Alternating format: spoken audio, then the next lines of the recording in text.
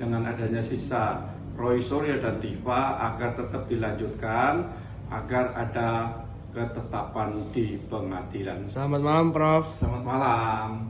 Bagaimana pendapat Prof tentang Pak Jokowi memaafkan Rismon? Ya, saya kira hal ini sudah kami prediksi ya jauh-jauh hari. Tatkala orang-orang yang memfitnah Pak Jokowi ini datang ke Solo, mohon maaf ke Pak Jokowi, pasti Pak Jokowi akan memaafkan dan bahkan akan melakukan RJ. Nah, namun yang perlu disadari adalah bahwa memang Pak Jokowi ini orang baik, orang hebat. Bahkan saya menilai Pak Jokowi ini setara dengan wali ya, tingkat kesabarannya, kebaikannya, sehingga walaupun dia dicaci maki, dihina, namanya dihancurkan, tetapi Pak Jokowi lebih memilih memaafkan. Saya tadi pagi juga berhubungan dengan Pak Jokowi ya, WA-WA-an. Saya tanyakan hal ini, tetapi beliau, kita ini manusia tak luput dari kesalahan. Kalau orang sudah minta maaf, ya kita harus memaafkan. Nah ini saya mengagumi beliau, bahwa beliau ini orang baik sekali ya. Jadi ini sebagai pembelajaran, orang-orang yang menghina Pak Jokowi ternyata Pak Jokowi mudah memaafkan. Nah ini tipelah orang-orang, Pak Jokowi ini tipe orang yang memang negarawan, orang yang betul-betul bisa menjadi panutan. Nah namun karena saya ini adalah salah satu korban dari isu ijazah Jokowi ini, saya mengharapkan jangan semua dimaafkan, jangan semua di RJ. Nah, bolehlah dimaafkan, tetapi biarlah dituntaskan di pengadilan agar nanti jelas siapa yang salah, siapa yang benar. Apakah ijazah Jokowi itu palsu dan apakah ijazah Pak Jokowi itu asli, itu biar ditetapkan oleh pengadilan sehingga rakyat tidak mereka-reka atau berpersepsi sendiri. Oh, Pak Jokowi ternyata takut sehingga semua di RJ. Nah, ini biarlah. Ini jangan semua diselesaikan dengan SP3, jadi biarlah dua orang Tifa sama Roy Suryo ini biar diselesaikan di pengadilan, karena ini kan harapan mereka, sehingga nanti rakyat akan bisa tahu kejelasan bahwa siapa sih yang salah. Kalau memang ijazah Jokowi asli, berarti Pak Jokowi yang benar. Jika ijazah Jokowi palsu, berarti mereka yang benar. Jadi saya sebagai orang yang terdampak ya, saya dihujat, bahkan saya sampai sekarang pun cari kerjaan susah ya, karena saya difitnah yang mencetak ijazah. Maka kami mengharapkan kepada Pak Jokowi, jangan sampai juga teman-teman relawan yang selama ini membantu Pak Jokowi, membela Pak Jokowi, loyalis Pak Jokowi, ini akhirnya kendor dengan tidak ada kepastian hukum. Oleh karena itu, dengan adanya sisa Roy Suryo dan Tifa agar tetap dilanjutkan, agar ada ketetapan di pengadilan. Saya kira itu pendapat saya. Terima kasih.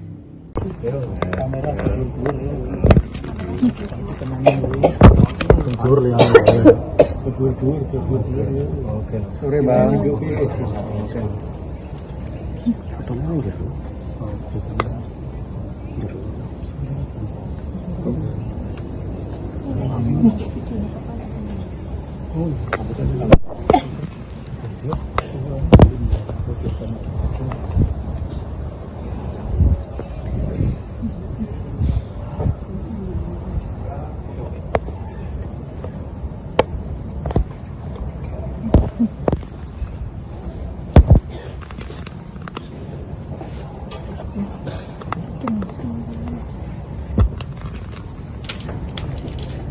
Halo Bang. Sore Bang. Mas sore Bang. Terkait kedatangan hari ini ke rumah Pak Jokowi, tujuannya untuk apa?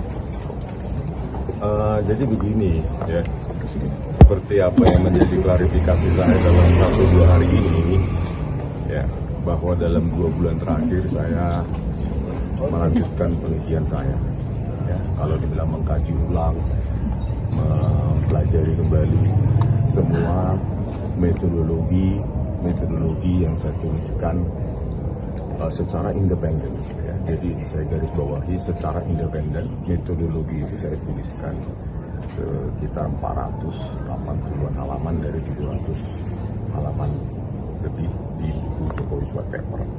Nah, karena buku tersebut adalah tulisan yang independen, artinya tulisan kami antara Pak Roy dan Pak tidak ada saling kebergantungan, tidak ada saling keterkaitan karena ditulis secara terpisah, baik secara biografi maupun analisa. Nah, terkait dengan itu, maka saya tentu tetap melanjutkan penelitian saya.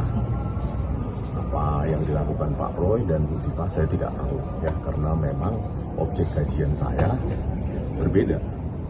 Nah, dalam penelitian lanjutan saya ada temuan-temuan baru yang memang berdasarkan penelitian juga dapat dipertanggungjawabkan secara ilmiah dan secara akademik, bukan dengan narasi yang suka atau tidak suka, dihina atau tidak, dicaci maki atau tidak. Ini murni bisa dipertanggungjawabkan. Apa itu?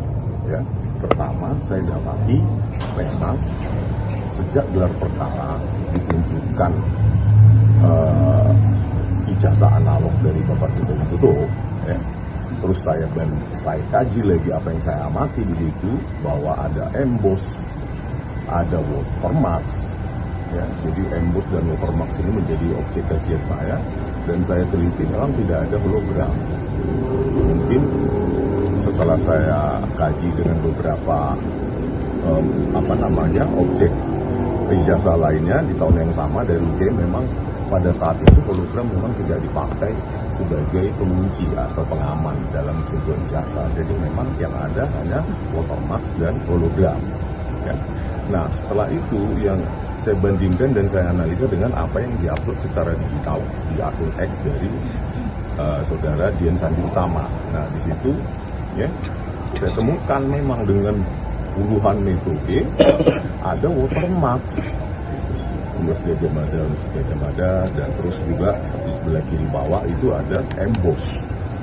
Ya, sebagai peneliti independen dan bertanggung jawab, tidak bias, tidak ada kaitan dengan afiliasi politik apapun, maka seorang peneliti itu harus bisa menyatakan kesalahannya dan mengkoreksi hasilnya sendiri.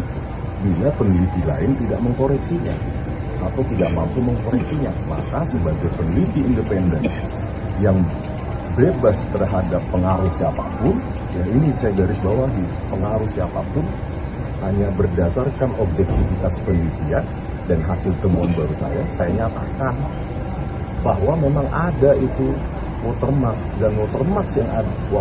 dan emboss yang ada pada dokumen yang diupload Dian Sandi Utama konsisten dengan apa yang saya lihat di pada saat gelar perkara khusus. Setelah itu saya melanjutkan dengan apa yang dimiliki oleh Bapak Rizito yang menjadi saksi di sidang CLS, dan saya temukan konsistensi pola pada watermark maupun emboss, dan tidak ditemukan hologram. Saya telepon juga, kebetulan saat itu di pengacara saya, di kantor pengacara saya, ya, Bang Jahmada Giksang, itu kami telepon Bang Handika yang menjadi pengacara pada sidang CLS. Saya tanyakan, ya Bang, Abang juga mendengarkan, Bang, apakah benar ada hologram di ijazah yang diupload oleh Dian Sandi, yang ditunjukkan pada menjadi bukti pada sidang CLS? Bang Handika, ini bisa ditanyakan ke Bang Handika, karena memang kami tanyakan langsung by telepon. Bang Handika mengatakan bahwa salah, Bang. Sepertinya itu salah penyebutan. Yang dimaksud oleh hologram, oleh saksi yang membawa ijazah abangnya tersebut adalah emboss. Ketika di center itu emboss yang terlihat semakin tegas, bukan hologram.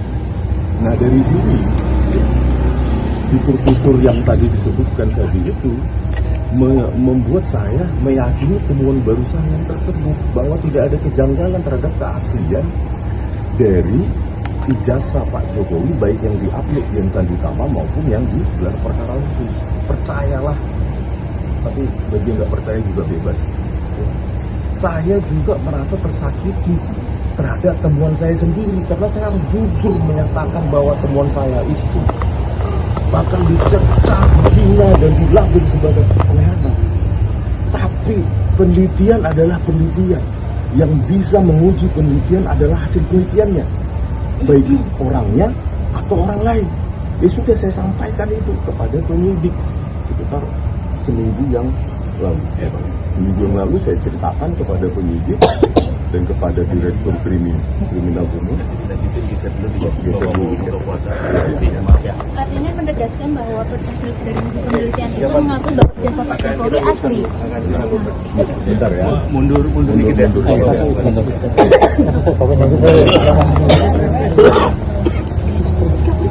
Ya, jawaban itu kan jawaban yang harusnya dijawab dengan metodologi, bukan secara narasi bahwa itu palsu, itu asli. Secara metodologi itu harus dijawab dan itu harus objektif.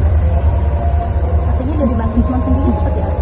Ya itu temuan saya, dari saya tidak ada kejanggalan terhadap manipulasi digital yang saya simpulkan pada buku Jokowi White Paper. Artinya apa? Keasliannya terjaga dan itu bahkan melukai saya sebagai peneliti juga.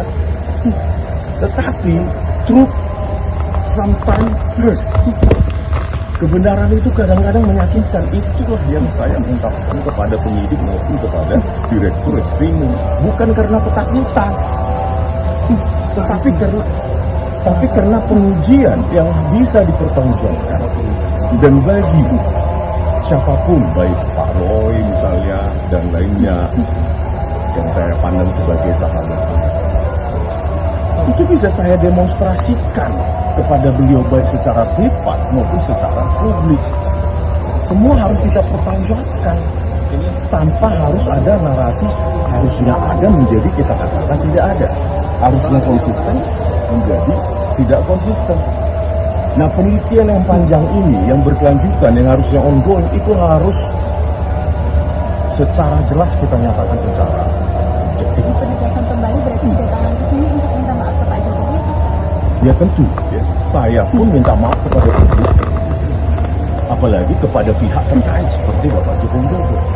Itulah pertanggungjawaban seorang peneliti yang harus independen, yang siap dicerca, dihina dengan narasi-narasi sesuka mereka. Meskipun narasi mereka tidak bisa dipertanggungjawabkan secara ilmiah seperti saya menyajikan buku Jokowi White Paper.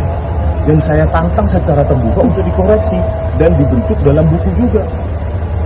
Karena hal itu tidak dilakukan oleh orang lain dan kebetulan saya melanjutkan penelitian saya, maka saya bertanggung jawab untuk menuliskan itu kembali. Ini dana mau ditarik atau gimana buktinya? Akan ditarik. Metodologinya itu adalah metodologi yang umum, yang default ya, dalam buku Jokowi White Paper sebagai kasus untuk mendeteksi keotentikan atau ada tidaknya manipulasi digital dalam sebuah dokumen digital.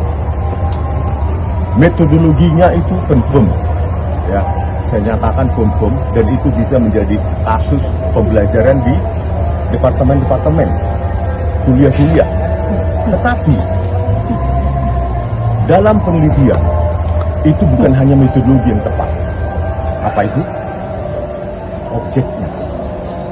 Objeknya itu harus memenuhi kaidah. Nah, karena objeknya terbatas, yang mengalami operasi-operasi dinamakan geometri. Geometri itu ada pergeseran dan rotasi maupun posisi pencahayaan seperti yang diupload oleh Dian Sandi Utama, maka ya, kesalahan fatal yang saya lakukan adalah tidak melibatkan operasi-operasi atau variabel geometri untuk mendapatkan kesimpulan, yaitu operasi translasi, pergeseran, rotasi, ya, perputaran maupun pencahayaan. Itulah bagian dari temuan saya yang baru terkait. Kalian pasti tanya, Bang, bagaimana penelitian tentang lintasan stempel? Saya sudah merekonstruksi itu sebelum saya menentukan simpulan baru. Kenapa lintasan stempel itu bisa hilang? Padahal pada saat gelar perkara khusus dengan mata saya, kepala saya sendiri, saya sampai begini, saya katakan Pak Jokowi juga, Pak juga Direktur Kriminal Umum juga mengamati saya di meja sampai kayak begini kan. Jadi saya mengamati semua figur yang dalam sebuah objek katalog, yaitu apa? Ada nggak hologram, ada nggak watermark, ada nggak